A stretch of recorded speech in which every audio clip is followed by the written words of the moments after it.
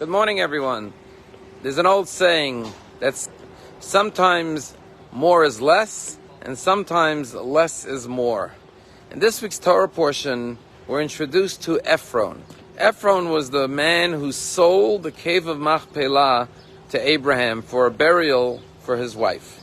And when Abraham comes to purchase the cave of Machpelah, Ephron says, "You're a prince in our midst, you could have it for free." But Abraham says, "No, I would rather pay than take it for free." So he says, "Okay, if you want to pay, it's 400 silver coins," which was an exorbitant amount of money. And our rabbis say Ephron epitomizes what it says in Pirkei Avot, that there are some that say a little and do a lot, like Abraham, who offers the guests bread and water and then gives them a lavish meal in last week's Torah portion, or like Rebecca in this week's Torah portion, who when Eliezer asks for water for himself, she goes above and beyond and gives water for all the camels. And then there are people who say a lot, like Ephron, you could have it for free, but when it comes down to it, they charge not only full price, but above and beyond. But here's something quite fascinating. The word Ephron has 5 letters in it. It's spelled Ayin Pei Reish Vav Nun. But there's one time in the whole Torah that it's spelled missing the letter Vav. And that is when Abraham pays out the 400 silver coins. It says Abraham gives Ephron the 400 coins, and in that one instance, Ephron is spelled without the letter Vav. And the commentaries say something unbelievable. In Hebrew, every letter has a numerical value. And if you take the 4 letters of Ephron without the Vav in it, it equals exactly 400.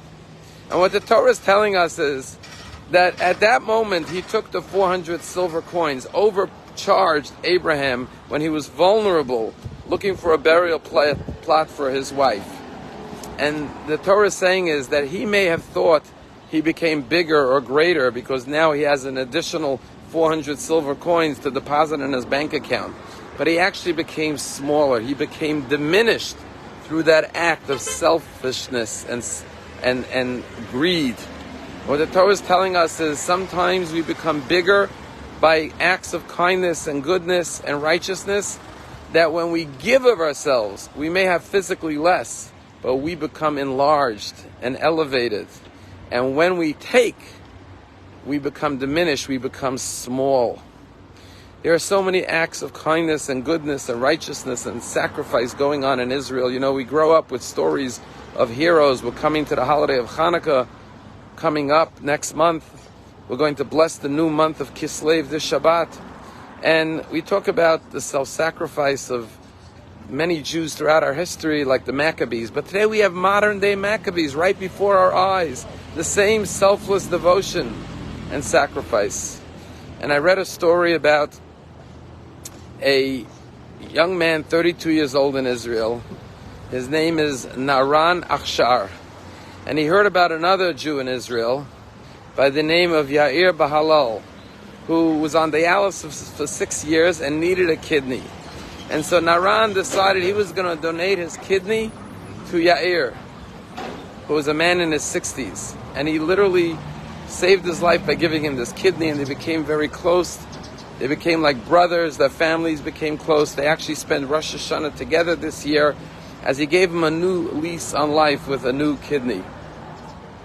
Well, when the war broke out, Naran, the 32-year-old rabbi, was called up as a reservist. But when they saw that he had just undergone a surgery donating his kidney a few months ago, they said, "You're exempt from coming to serve." But he insisted that he wants to go, and he went to the front lines to defend the Jewish people. Tragically, he was critically wounded and taken to the hospital, and just a few days ago, he succumbed to his wounds and passed away.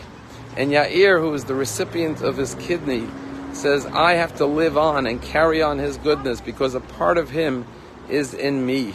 This is the selfless devotion and the sacrifice of so many Jews in Israel and around the world who give of themselves.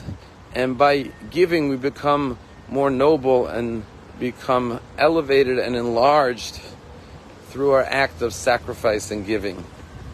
Tomorrow night at the synagogue we are going to have a special dinner with 240 seats for the 240 hostages. And it is our responsibility, but also our sacred duty to come and celebrate Shabbat for them, because they in captivity cannot celebrate Shabbat. And so we have to remember them and unite together as a community and show our love and solidarity for our brothers and sisters who find themselves in captivity. I look forward to seeing everyone at Shul tomorrow night. Please sign up and attend this special dinner. So many people are tearing down posters of the hostages. We will stand and remember and remind the world of the plight of the 240 brothers and sisters in captivity. Have a wonderful day.